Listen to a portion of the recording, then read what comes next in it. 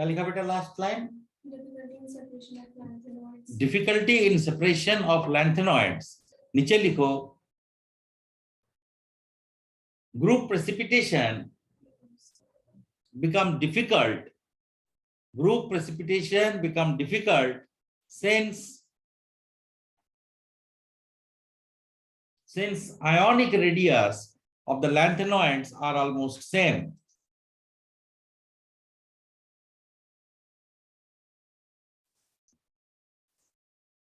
Next लिखो बेटा complex formation.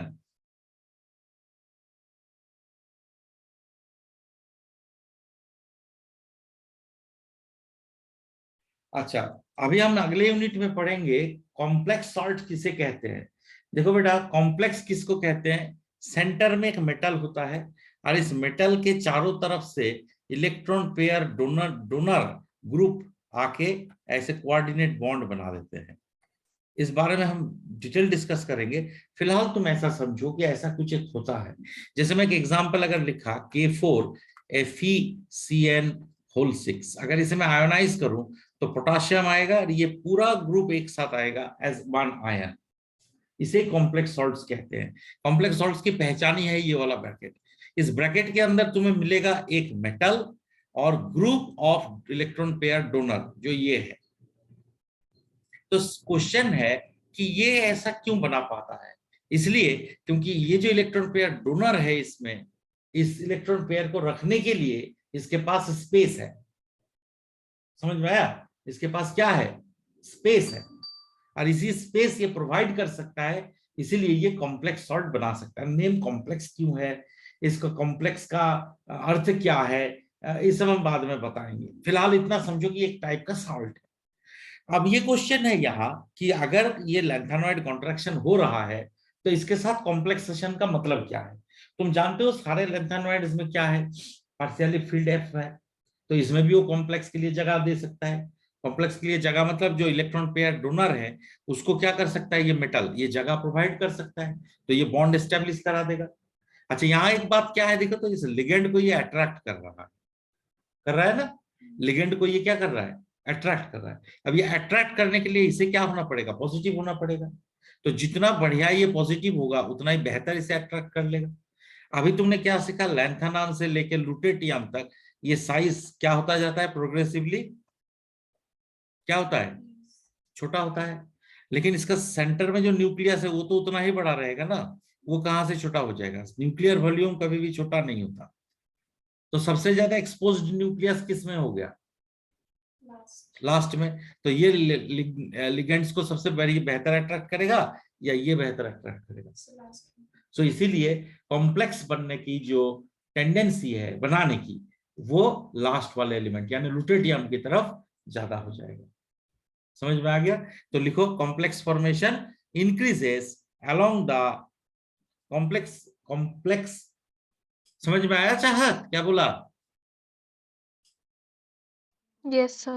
लिखो complex formation increases with increase in atomic number. नीचे लिखो as the size decreases positive charge become more and more exposed.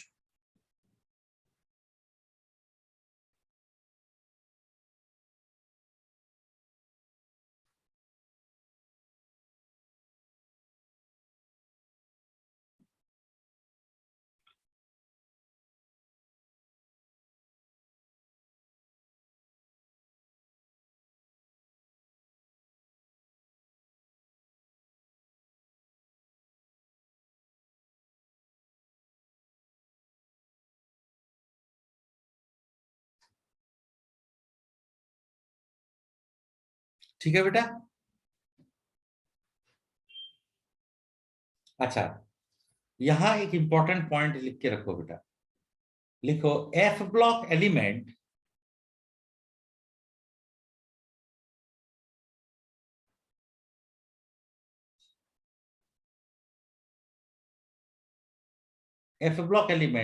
has less tendency for complex formation than D block elements.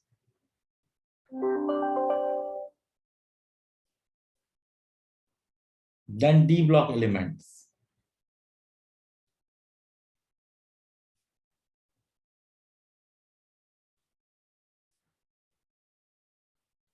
ठीक है, ये important observation है। इसका वजह वही charge density, जो डी ब्लॉक एलिमेंट है उसका भी क्या होता है, +3 चार्ज होता है, और इसका कितना होता है चार्ज, +3। अब देखो तुम्हारे पास चार्ज जो है Q उतना ही है, R अगर बड़ा हो जाए तो चार्ज डेंसिटी क्या हो जाएगा, कम हो जाएगा। नहीं समझ में आया? जो एटॉमिक वॉल्यूम ट्रांजिशनल एलिमेंट्स का है और atomic volume F block elements का है, किसका बड़ा होगा? ट्रांजिशनल एलिमेंट में क्या होता है 3d4s, और इसका क्या होगा, बोलो क्या होगा, 4f 5d6s। तो साइज किसका बड़ा हो गया, ऑटोमेटिकली ये 6 तक चला गया, ये तो 4 में ही खत्म।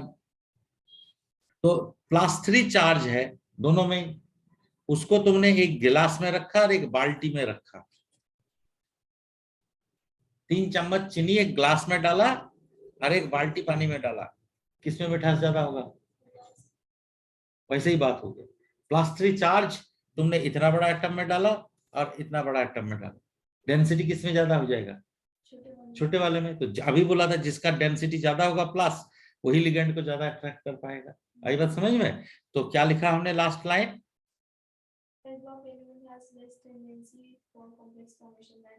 डी ब्लॉक एलिमेंट, इसमें लिखो both of them has +3 oxidation state, but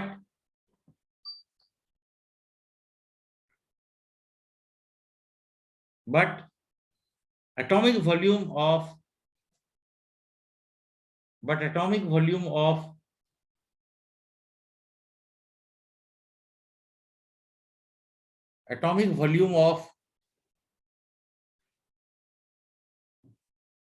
lanthanoids are more than transitional elements.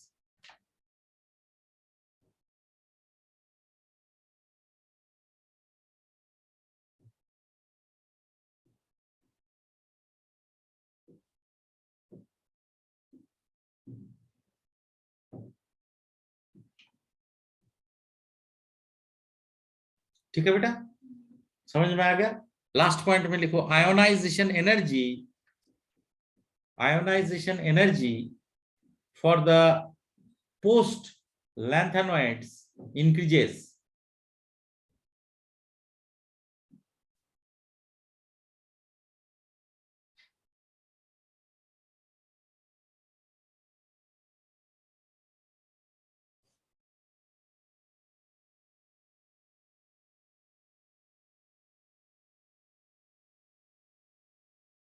ठीक है बेटा, इसमें देखो क्या है कि जो अभी तुम्हें मैंने दिखाया था, जैसे स्कैंडियम, टिटानियम, वैनाडियम, क्रोमियम, मैंगनीज, फेरी, कोबाल्ट, निकेल, ऐसे आगे, और यहाँ पे इट्रियम, जिरकोनियम, फिर टेक्नीटियम, रूनियम, रोडियम, यहाँ पे lanthanum, hafnium, tantalum, tungsten, rhenium, rhodium, iridium. अब इसमें देखो बेटा, इसके बाद अचानक से क्या होगा, यहाँ पे जेड स्टार बहुत ज्यादा हो जाएगा एकदम से, इसी के चलते इन दोनों के साइज क्या होगा, लेकिन साइज सेम होने के बाद भी इसके मुकाबले इसका बहुत ज्यादा आयनाइजेशन एनर्जी होगा। नहीं समझ में आया?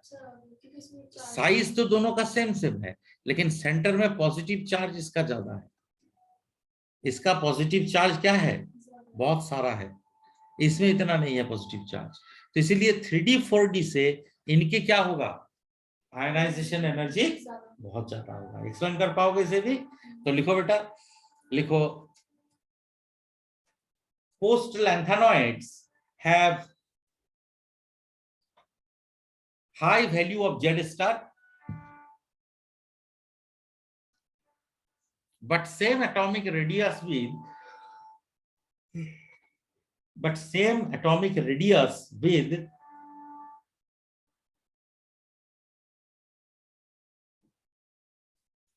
But same atomic radius with किसका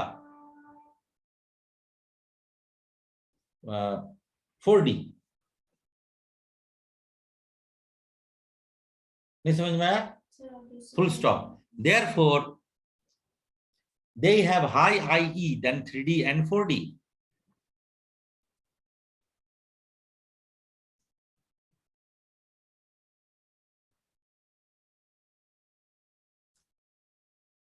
ये जो मैंने यहाँ स्लाइड्स कुछ रखा था तुम्हें दिखाने के लिए, देखो बेटा, जो ये सारे पॉइंट्स बीच बीच में आते रहते हैं, इसीलिए यहाँ अगर इनको तुम देखो, ये जो मैं कह रहा था पोस्ट लैंथेनॉइड्स, पोस्ट लैंथेनॉइड्स मतलब यहां से स्टार्ट, इनके सेम साइज होंगे सारे, ठीक है बेटा, लेकिन इनके जो आयनाइजेशन एनर्जी होंगे ये बहुत ज्यादा हो जाएंगे। पहला पॉइंट तुम्हें समझ में आ गया।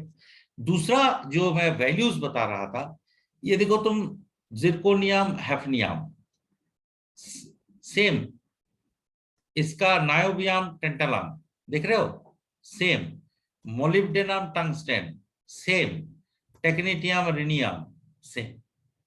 ये सारे स्टैटिस्टिकल डेटा होने के कारण इन्हें कहा जाता है केमिकल ट्विन्स, जो जिसका वजह क्या है, lanthanoid contraction.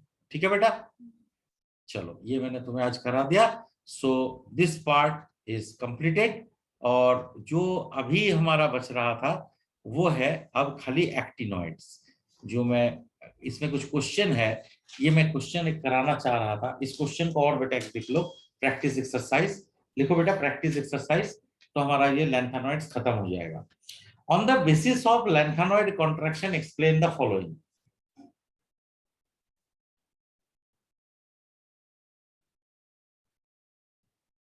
On the basis of lengthanoid contraction, explain the following. पहला क्या है, nature of bonding in La2O and Lu3O। ये बॉन्डिंग का जो नेचर होगा ये क्या होगा, लैंथेनम ऑक्साइड से लुटेटियम ऑक्साइड, क्या हो जाएगा बोलो? ऑक्साइड्स की बॉन्डिंग बता रहे हैं। अभी मैंने क्या बताया था, जितना छोटा होता जाएगा साइज कोवैलेंसी की तरफ चला जाएगा छोटे एटम के साथ। तो अगर ये आयोनिक है तो ये क्या हो जाएगा, कोवैलेंट हो जाएगा। समझ में आया बेटा? As the size decreases covalent character increases, therefore La2O3 is more ionic, Lu2O3 is more covalent. याद रहेगा। लेकिन सुनो, अगर ये साइज एनायन का बड़ा होता, कोई बड़ा साइज एनायन जैसे सल्फेट, तो क्या हो जाता, फिर मोर आयोनिक हो जाता। तब ये छोटा होता, ये बड़ा रह जाता ना, डिफरेंस ज्यादा होना चाहिए कैटायन और एनायन में। बात समझ में आ रहा है कैसे होता है?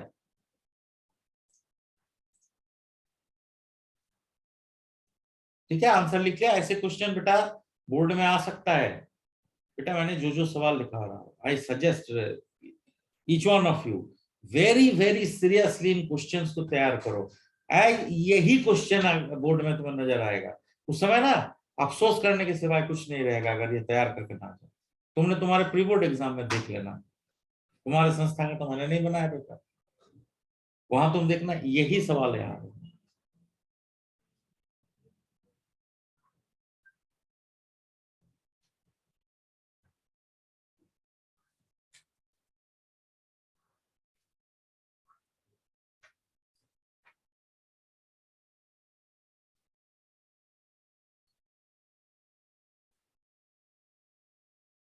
चले, दूसरा सवाल है, trend in the stability of the salts from lanthanides, salts of lanthanides from this to that, trends in the stability of the salts। कोई सा भी एक salts है उसका stability क्या होगा? stability मतलब क्या है, as the size decreases तो it becomes oxo salts also decrease, it trends in the stability of oxo लिखना चाहिए था यार, यहाँ oxo लिख लेना बेटा। oxo salts क्या होते हैं बेटा, ionics होते हैं, मैंने लिखवाया था ना, oxo salts are all ionics excepting fluoride, all the halides, oxo salts, they are all क्या, आयोनिक इन कैरेक्टर। तो लेफ्ट टू राइट जाओगे तो आयोनिक कैरेक्टर क्या हो जाएगा, कम हो जाएगा, तो डिक्रीज हो जाएगा स्टेबिलिटी। यहां लिखना ऑक्सो सॉल्ट्स बेटा, यहाँ इस जगह में ऑक्सो लिख देना।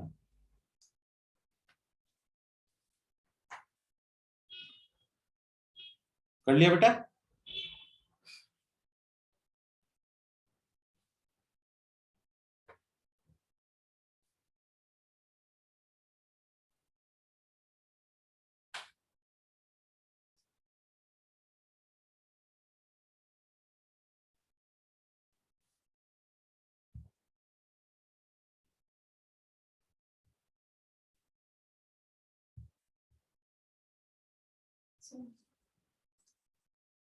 Stability of the complex of the lanthanoids, stability left to right क्या हो जाएगा? बढ़ता जाएगा। कैसे? अभी हमने तुम्हें बोला था stability of the complex increases as the size of the lanthanoid decreases, charge density बढ़ जाता है। तो जितने ज्यादा तुम लेफ्ट टू राइट जाओगे, चार्ज डेंसिटी बढ़ने के कारण कॉम्प्लेक्स की स्टेबिलिटी क्या हो जाएगा? इंक्रीज हो जाएगा। ये क्वेश्चंस अगर तैयार नहीं रहेगा ना, एग्जाम में कर नहीं पाओगे बेटा। अच्छे से रिवाइज करके जब जाना है, ठीक है? लक्ष्य समझ में आया है? क्वेश्चंस चाहत सुन रहे हो बच्चों? Yes, sir. Radius of the 4D and 5D block element क्या होगा? बोलो, radius of 4D and 5D, they will become similar. So radius of 4D and 5D block element will become same. चारों question समझ में आया बेटा? Trend in the, Yes, sir. हाँ बेटा, last question, trend in the acidic character of the lanthanum oxides. Lanthanum oxides की acidic character,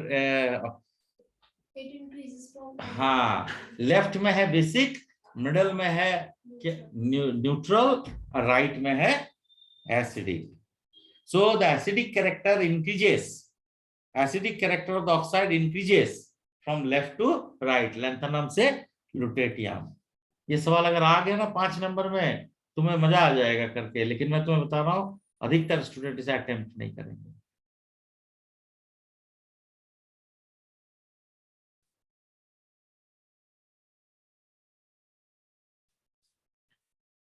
लक्ष्य समझ में आया बच्चे?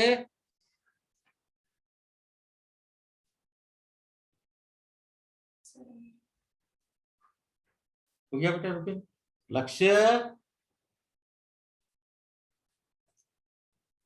So write down actinoids. We will start from here in our last class, and that will be the last part of our this D block and F block element. मैंने कोई भी space नहीं छोड़ा। अब मेरा अटेम्प्ट यही रह रहा है ये 2 यूनिट में, क्योंकि 2 ही यूनिट तुम्हारा इनऑर्गेनिक है और कुछ है ही नहीं। इनऑर्गेनिक में मुझे 100% मार्क्स चाहिए, जहां बच्चों का मार्क्स कट जाएगा। इसी में वर्सेटाइल क्वेश्चन होता है। तो हमने सारे प्रोबेबल क्वेश्चन दे दिया तुम्हें, इसके बाद और नया क्वेश्चन नहीं होता है। तो तुम लेकिन जितना मैं लिखवाया इसे एकदम बिल्कुल 100% तैयार करके जाना, तुम्हें बिल्कुल खुश हो जाओगे तुम पेपर देकर। और मैं रिवाइज करा दूंगा एक बार ऑर्गेनिक का, तो तुम्हारा सारा तैयार हो जाएगा। फिजिकल तो आसान है, वो तो प्रिंसिपल बेस्ड है, सारा हो जाएगा। ठीक है बेटा? चलो बेटा, आज यहीं तक ही रहेगा। Thank you children. मैं वो देखता हूँ, ईमेल से देखना। हाँ हाँ, थैंक यू बेटा। लक्ष्य, थैंक यू।